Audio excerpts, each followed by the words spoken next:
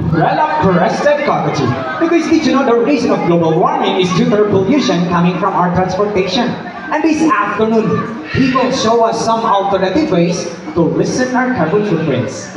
Using a ding ding ding ding ding ding ding ding ding ding ding ding ding bicycle. Now Jumbo, sakay. Ayan na siya guys. First racer. Baka yun man sinagod. Ayan. Para lang. Good boy. Jumbo, now to the kids out there. Or maybe sa ating mga adults who still don't know how to ride a bicycle. Nothing to worry about because we also have a scooter. Ayun, di ba? Ayun naman bike. Kaya mag-scooter to is no tubo. Ayun, siya kayo ulit. Ayun, sorry ko. Alright, away. Oh, sige. Ayan na. And, pumagilap. Supagin ko boy. O, dahan-dahan ang pinap dyan. Oops, iba. Good boy.